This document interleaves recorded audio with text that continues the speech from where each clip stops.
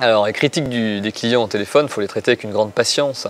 Parce que quand il y a un déversement, souvent au téléphone en plus, les critiques vont être plus acerbes ou plus négatives ou plus noires.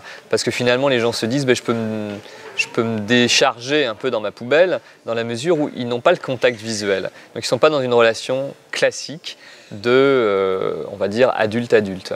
Alors, il faut beaucoup de patience et reconnaître toujours le point de vue de la personne qui fait des critiques, car sinon elle ne s'estime pas entendue et rapidement elle va aller à un paroxysme d'agressivité et là ça va dégénérer. Donc toujours dire j'ai bien compris que vous avez eu ce problème-là. Au moins, même s'il n'y a rien qui est proposé tout de suite immédiatement, le problème de la personne est reconnu, elle va se détendre. Donc il faut essayer dans un premier temps d'apaiser le client, parce que souvent sous le ton d'énervement, le client n'est pas clair dans ce qu'il souhaite avoir. Donc comme de toute façon il faut lui répondre, il faut essayer de l'apaiser, de lui montrer qu'il peut avoir confiance, qu'on va lui apporter des éléments de réponse, qu'il a peut-être raison finalement de formuler ses critiques puisque le client est roi. Donc de toute façon il faut au départ le conforter dans sa situation pour lui dire vous avez raison peut-être de vous énerver mais ne vous inquiétez pas, je suis là, je vous entends, je prends bien note, de votre requête et je vais essayer de vous apporter les informations dont vous avez besoin.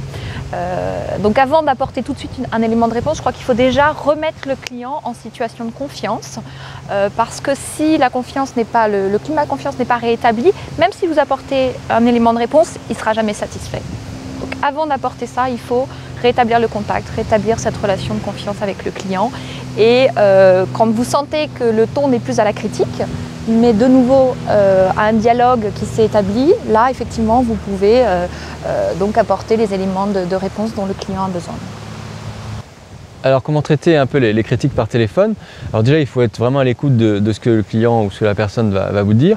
Il ne faut surtout pas dévier un petit peu la conversation. Il faut prendre les points, écouter un peu, attendre que l'orage passe, que la personne au moment va se calmer, j'allais dire. Vous lui dites qu'est-ce qu'il y a d'autre monsieur, à part ça, à part ça, à part ça.